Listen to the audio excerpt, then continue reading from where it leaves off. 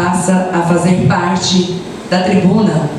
Ele, o universo conspirou esse momento para nós, porque ontem, quando eu convidei de surpresa o Wilson para estar comigo numa escola de periferia, a escola lá no bairro da nossa cidade, Conjunto Manuel Mendes, Escola Municipal Professora Lisa Marques Guaritá, ele levou uma palavra de incentivo, encorajamento aos nossos jovens e adolescentes, e ele me disse uma coisa: Lu, mas eu não estou preparado. E depois nós fomos para a Câmara e ele compôs uma mesa de trabalho, também como elemento surpresa, e eu percebi uma coisa ao conversar, ao estar um pouco com ele. Nada adianta estarmos no lugar certo, na hora certa, se não tivermos preparado. Wilson, você nasceu preparado e esse é o seu momento. Por gentileza.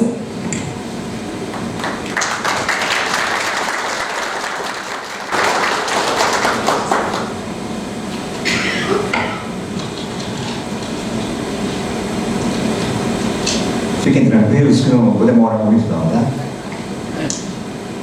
A gente na Marinha se prepara para qualquer evento, se organiza, protocolo, tudo isso. A gente costuma. Acabou. A minha organização foi por água abaixo, porque ontem foi um dia emocionante demais, né? Demais, demais. Aparece que eu fiz lá na FET, os jovens, que eu falei sobre valores, ética, foco, objetividade, meta, liderança, autoconfiança, as coisas todas. Então, de manhã fui na FET, depois ela me levou sem eu saber numa escola, eu tive que falar também, os garotinhos de 9 a 10 anos, depois na Câmara. Então o dia ontem foi muito emotivo, e a gente só foi dormir depois da meia-noite, depois que o Flamengo foi classificado. Aí, aí né, coroou. Então foi um dia de muita emoção, porque eu sabia que hoje seria emotivo também. Mas o que vocês fizeram comigo hoje, não podia fazer. Entre os músicos, estão ali, vocês me quebraram. Essa música, ainda bem, não tem nada a ver com essa história aqui. Eu tenho uma neta que morou comigo 12 anos. Hoje a irmã está viva. Eu a criei. Eu componho. Ela sabia todas as minhas músicas. Ela cantava muito bem. E várias vezes que eu a acompanhei no meu violão, ela cantando essa música. Quando a Adri começou com essa voz maravilhosa, você no piano, a minha. Agora, é a emoção que não. Então, eu vou resumir o máximo possível aqui. Boa noite para todas as senhoras e senhores presentes aqui, que vieram prestigiar o lançamento do livro Casos de Itaíba. Meu querido amigo do Felipe Sabino, eu não tenho mais palavras para agradecer você. Como a minha escrita aqui foi toda para água abaixo, eu vou agradecer outra pessoa. Antes dos agradecimentos, a Lu. Então, olha bem, eu a conheci agora. Ela e o Sabino me pegaram no colo. Tá? Tudo aqui que está acontecendo é eles que foram os responsáveis. Um detalhe importante, a Lu está fazendo aniversário hoje.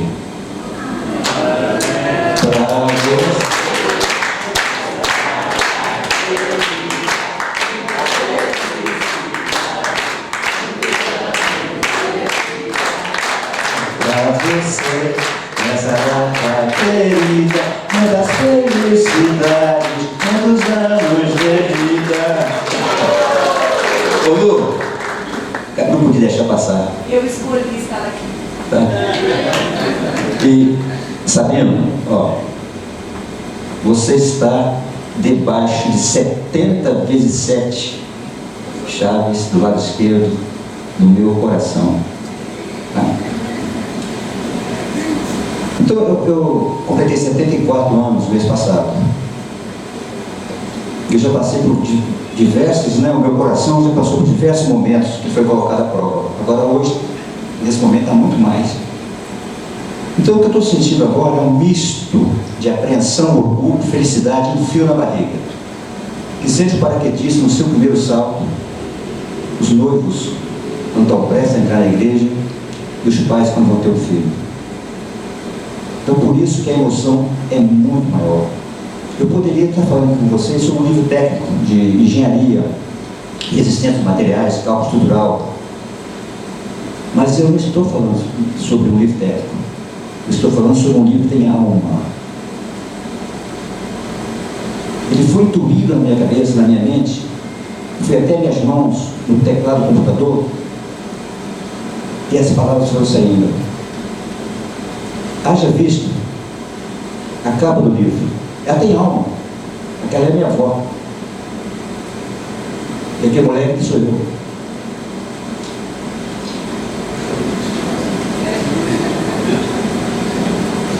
Então, portanto, eu tenho motivo de sobra para me sentir muito feliz e realizado por mais uma vez voltar a pisar no solo sagrado da minha cidade, cidade de Uberaba, terra das 7 colinas, que um dia fui chamada por um poeta de princesinha do sertão da farinha podre. Então estou aqui, agora dessa vez para o lançamento de um livro, de uma obra literária. Então este é o momento de agradecimento, sendo o maior deles a Deus, nosso Pai Celestial, a energia suprema de toda a criação, que me presenteou com a intuição de escrever um livro sobre as minhas origens. Eu agradeço todos os presentes, meus amigos, né? O livro, quantos anos vejo o livro? Um exemplo. Quantos anos? 70 anos. Eu poderia ver nesse dele, tinha velho pra caramba. Então, eu quero agradecer a todos os meus amigos. Talvez não fale o nome de todos. Eu vou citar apenas alguns aqui. A nossa prefeita, depois de hoje, está para São Paulo, mandou a mãe dela. Nós temos um carinho muito grande pela Elisa. Muito grande mesmo. Tá? Depois disso aqui, alguém vai falar com ela. O que eu havia dito sobre a Elisa é que ela, a senhora prefeita, era um texto para ela. Tá?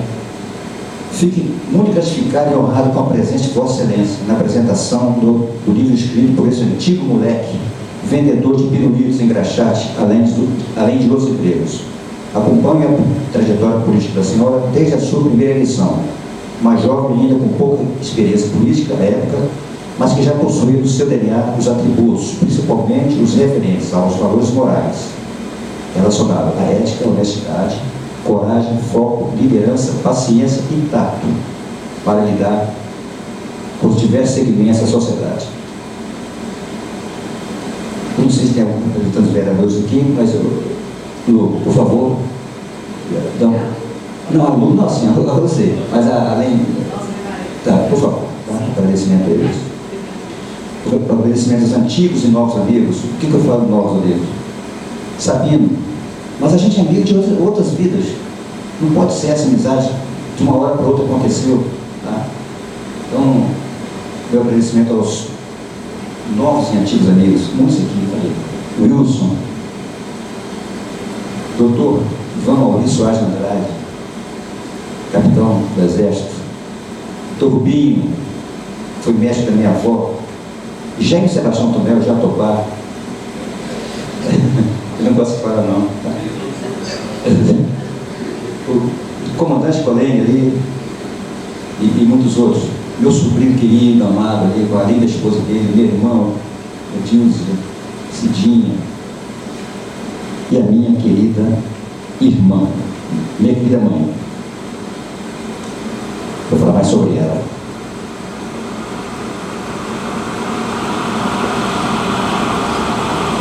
Desculpa aí, é que a emoção foi muito grande. Meus agradecimentos às pessoas mais próximas que fizeram parte da minha vida, de alguns períodos da minha vida. E começo pela minha querida mãe, Dona Elza, 90 anos, vai fazer 91 no final do ano. E está me transmitindo agora seu meio e suave olhar e energias positivas para o seu filho. Obrigado, mãe, pela senhora ter me transmitido do seu código genético diversos valores, principalmente que se referem à coragem, à fé e à resiliência. Muito importante. Agradeço a minha outra mãe, que me criou por vários anos. É a dona Maria Tereza Benzedeira, valente, aguerrida, que dizia ser eu o seu neto, o maior amor da vida dela. Ela está aqui presente, com certeza, não tenho dúvida. Agradeço a tia Tiana, mas a tia Tiana no meio. A tia Tiana, essa mulher maravilhosa de 86 anos, que mora sozinha, vai ao supermercado, vai à feira, anda de Uber, de ônibus, e faz muito mais outras extravagâncias. Ela disse que eu sou filho dela também. Então eu tenho 3 mães. E agradeço aos amigos e parentes que não estão mais nesse mundo. Entre eles meu pai, Belco, conhecido por Brechó, meus tios, meus sobrinhos, primos, meu sogro Manuelino. Nazaré e Wilson, meus amigos ali. Bom, eu vou fazer agora um breve relato aqui, porque tem muita coisa, tá? Até que as folhas não acabaram quase todas. Rodrigo, só um pouquinho.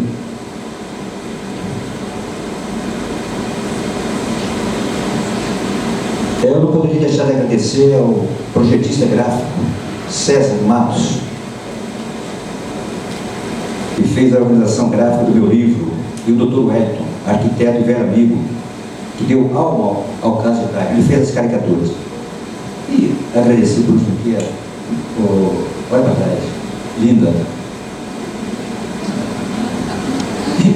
Nós completamos 50 anos de casada agora, né? Então ali, 19 de julho de 1975, no mesmo dia, 2025, 50 anos de casado. Não mais bonito. Tá bom, obrigado, hein? Falta choque. Vou fazer agora aqui um relato. O motivo do livro é esse, né? É saber o que tem no livro. Então, o Wilson Silva nasceu em um bairro da cidade de Uberaba, denominado Alto da Badia, local onde a pobreza imperava. Seus jovens pais se separaram quando ele tinha cerca de 3 ou 4 anos de idade, quando então passou a ser criado pela sua avó, uma velha benzedeira muito requisitada no bairro. A moradia dos dois era uma pequena casa de taipa, com somente 2 pequenos cômodos, e ambos dormiam juntos em cima de um velho catre de madeira, sobre um colchão de palha de espigas de milho. Faltavam os itens mais primários para que tivessem uma vida digna, como comida, vestuário e uma moradia decente. Por isso começou a trabalhar por volta dos 7 anos e meio de idade, como vendedor de pirulitos, depois engraxate, ajudante sapateiro, entregador de roupas em uma tinturaria, entregador de remédios em uma farmácia, guarda-mirim, ajudante do seu pai em um comércio, numa venda, office boy no escritório e auxiliar de serviços gerais de uma empresa de gás neon.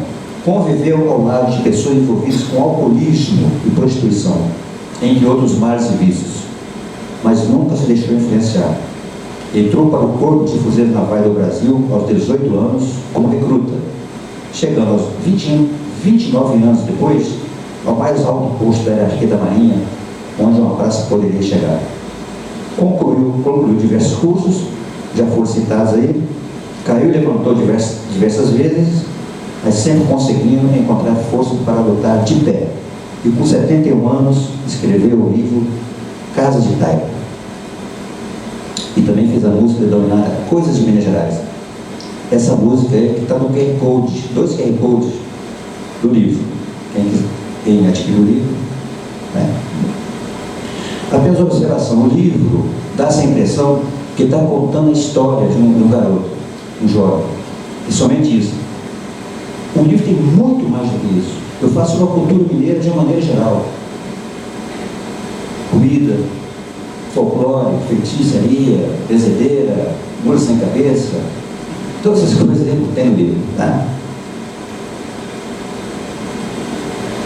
Tá acabando, tá? O capítulo 1, eu faço sobre os costumes, o mineirês, e o costume dos mineiros. Então, grande parte do livro no começo dele, tem mineirês caipira, e mineirês arcaico mesmo. Então, está explicadinho, está em negrito. Esse capítulo aqui é bom. Capítulo 2. Você filho de quem? Onde você mora? O que você faz? É o jeito mineiro de falar. E aqui eu falo também sobre o ar, o trem, essas coisas todas. E não tem até receitas de pamonha, né? Pão de queijo, cachaça. E tem muito caos bom demais. Tem até caos de padre. Não tem padre pegador? Tem um padre aí. Eu tenho que falar, tem que ter um padre. Então, o que acontece? Esse livro, ele foi uma intuição que eu tive. Eu não sou escritor, eu componho música, poesias. E o livro aconteceu. Eu estava fazendo um agradecimento lá com os amigos, e já estava na segunda página. E eu falei, isso não é agradecimento. Eu sou um pouco prolixo, né? E transformou-se no livro. Não teve organização, não teve nada. Meu amigo Maurício sabe disso. Então, o livro aconteceu e deu o que deu. Então, ele é uma mistura de datas, mas é uma bagunça organizada. No capítulo 4, eu falo da casa de idade. Essa é a parte mais chocante do livro, né? Eu morava com a minha avó, meu pai era envolvido com prostitutas, ele trabalhava na roça, ele era muito novo, não cuidava da gente, e a avó é que cuidava de mim e dela. Por exemplo, a junta de pessoas aqui, o Jefferson Sebastião Tomé, os parentes dele, que eu falo, eu tenho um capítulo no livro falando na família do Jair, seu Manel, Dona Nercílio, Jair, aquela turma toda. Então, eu falo, foi um grande exemplo na minha vida, a família do Jair. Ela nos ajudava. E a minha avó pedia esmola na rua, terça, quinta-feira, com sábado nas costas. E a gente foi criado assim. Era uma pessoa maravilhosa, minha avó. Mas quando bebia, sério, às vezes me maltratava, né? Por quê? Ela era alcoólatra. Ela bebia muito. E a gente dormia, eu e ela, naquela cama de catre de madeira, aquela madeira, as tábuas cheias de percevejo, pulgas, essas coisas todas. Era isso mesmo. Comia almoço, mas não sabia se tinha janta para comer. Tá? E aí quem ajudava muita gente era a Maria Modesta, o Centro Espírita Cinza e um senhor chamado Feliz Frange, que hoje não está. Olha, vou dizer para vocês aqui. A minha avó, quando ela bebia muito, quando ela não bebia, ela não maltratava de jeito não. Mas quando bebia, às vezes sim. Não era sempre também não. Mas numa dessas confusões aí, ela me mandou embora, eu tinha 8 anos e meio. Meu pai me pegou, me botou para morar na zona. Foi sério. Bordel da Lurdinha. Uma senhora bonita, uma prostituta maravilhosa, cuidava de mim. A mãe lembra dela, mas sabe que é a Lurdinha, né?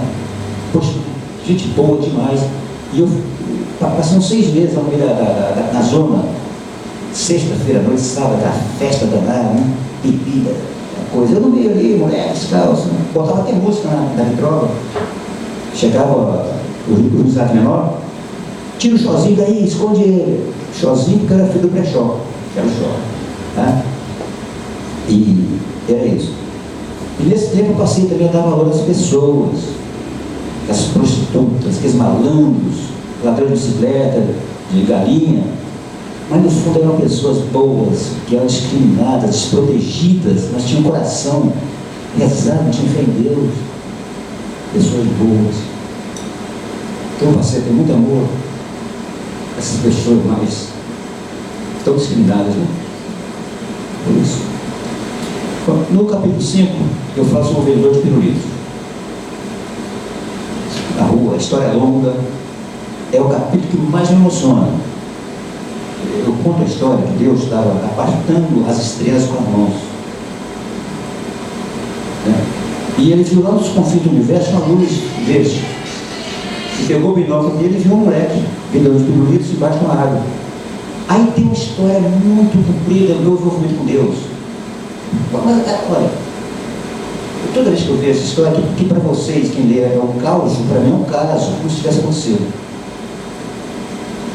Capítulo 6, palavrões do mineirês. Fé da puta, fé das unhas, gramado, tudo escrito ali. Capítulo 7, Dona Teresa, eu falo sobre minha avó. Capítulo 8, Jesus, entregador de remédios. Eu era entregava remédios na Nossa Senhora de Lourdes, farmácia, não conhece?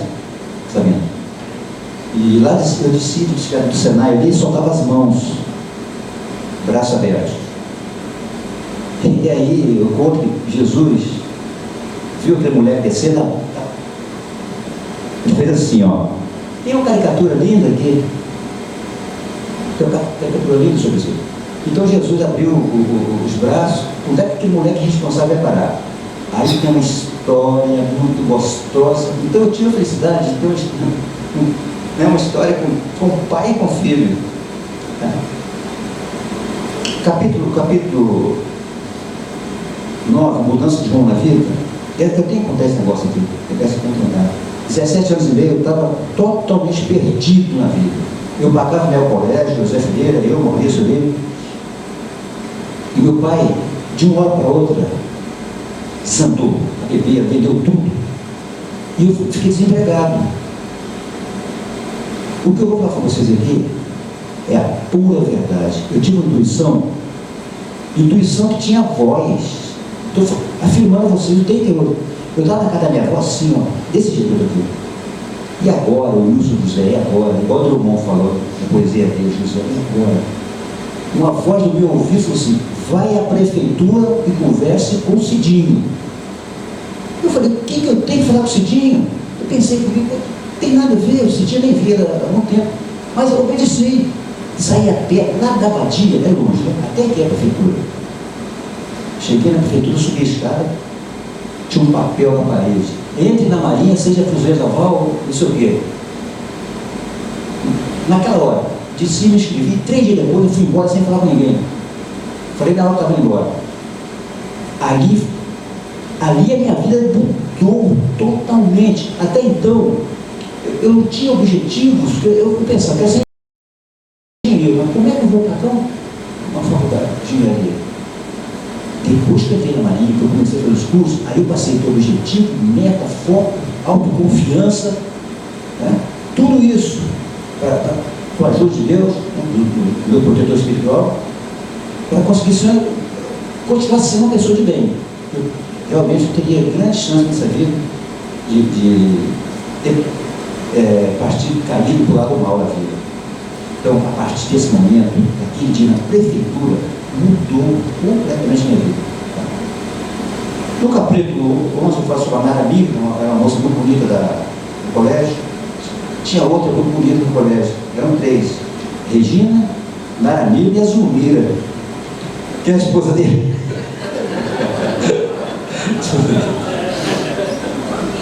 Olha aqui, no capítulo 17. Ah, tá ali a Zulmira? Tá bonita ainda. Capítulo 16, religiosos e cultos religiosos. Eu faço catolicismo, protestantismo, candomblé, espiritismo e umbanda, de uma maneira muito respeitosa. A gente tem que respeitar qualquer religião. Toda religião tem um fundo que todo mundo quer o bem das pessoas, a caridade, não é isso? Mas eu falo tudo. E quando eu meter o cacete também, lá direitinho. A minha ideia, eu tive que estudar muito para fazer isso. 17, aí começa, né? São vários capítulos. Causos o padre César. O padre César é um pegador, gostava do rabo de saia. Aí entra, aí tem confusão na praça, igual o outro de Janeiro, e tinha um delegado. Então, ó, essa história vai. O padre já morreu. Capítulo 18, brincadeiras, folclore de criança. Então aqui eu falo tudo sobre o nosso folclore, assombração, mundo sem cabeça, tudo que a gente brincava nas ruas ali. Capítulo 19, feiticeiros e benzedeiras. A minha avó é benzedeira.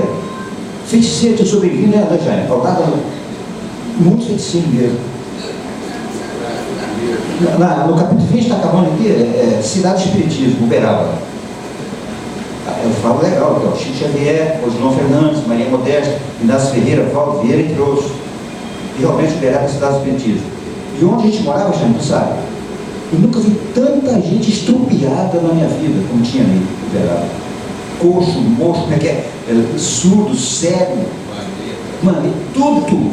Mas é demais. Então, ó, dizem, eu não confio nisso não. Que aquele povo ali, e a gente estava no meio, eu sei não, eu e minha avó, a gente estava no meio disso, porque dizem que aquele pessoal ali, que morava ali, era da época da Inquisição, e foram reencarnados ali no bairro Batida, para pagar os pecados, e tinha o hospital do Pênfico, ali pertinho. Ó, capítulo 21, eu não vou falar sobre ele, só vou fazer uma pergunta. Acabou aqui, né? Qual é o maior desgosto dos mineiros? Vocês vão descobrir no livro, uma história foi legal demais. O maior desgosto dos mineiros. E aqui pessoas presentes que foram citadas no meu livro. Minha mãe, minhas duas irmãs, Dr. Rubens Elias, Dr. Luiz Humberto Dutra, minhas amigas lá, não está aqui, né? Gênio Sebastião Tombé é o mais conhecido de todos. É o gênio da Brasil. Quem eu devo conhecer o gênio da Brasil? Ivan Maurício Soares Andrade. O Paulo não está aí, o Paulinho não está aí, né? O Paulinho dele. Tá. Então, pessoal, essa é a minha história. O livro está aí embaixo. Quem quiser saber a história detalhadamente do caso de Taipa, tá? A sua questão para vocês é o seguinte: é um livro barato, o preço é meio prato de torresmo lá no Bar Brasil. É isso mesmo, é bicharia. Tá? Então, outra coisa, Natal está chegando aí, é melhor dar um livro do que dar uma bermuda roxa e a pessoa não gostar. Tá? Mas é mesmo, é verdade. Quando aquele amigo meu falou assim, Wilson, me manda 10 livros. Você me conhece, você não leu o livro. Eu falei, não li o livro, não te conheço. Wilson, é para presente. Tá? Então, ó. E outra coisa, um certo de vez aqui, quem gosta de fazer investimento, eu fiz uma tiragem, eu fiz agora, não vou fazer mais. Quem comprar daqui a 50 anos, está fazendo uma nota, não vai ter mais. Não vou fazer mais. Tá bom, então, encerramos aqui, deixa eu ver. Não, peraí, Rodrigo, por favor, cadê? Não, eu tenho que mostrar uma coisa para vocês aqui. Tem que mostrar, é obrigatório, não posso passar assim. É o Chico aqui. Parece que passou daquela hora. Pessoal, olha que maravilha. Ontem, eu fui na Passo do Propósito, não sabia que tinha essa história. Olha o Chico, lê meu livro ali, ó. Chico Xavier. Eu estou apaixonado por essa foto. Estou apaixonado por essa foto. Eu explicando para ele, lá no Rio tem uma foto dessa, um bêbado conversando com o Drummond. Eu cortei, eu ia falar sobre o Drummond, né? E agora, José, a festa acabou, o sonho acabou ali. Tem uma pedra no meio do caminho tem uma pedra. Vai, cara, ser coxo na vida. Eu nem arrepio quando eu vejo, né? Bom, então. Parabéns, querido. Olha, se o Chico, cadê? Você já tirou o Chico? Se o Chico ler no livro, apresentar o livro lá no céu para o padre pegador, vai estar tudo bem. Pessoal, eu acho que antes de nós encerrarmos aqui com as bênçãos e proteção de Deus, da espiritualidade, nós devemos um pedido de perdão. Enquanto você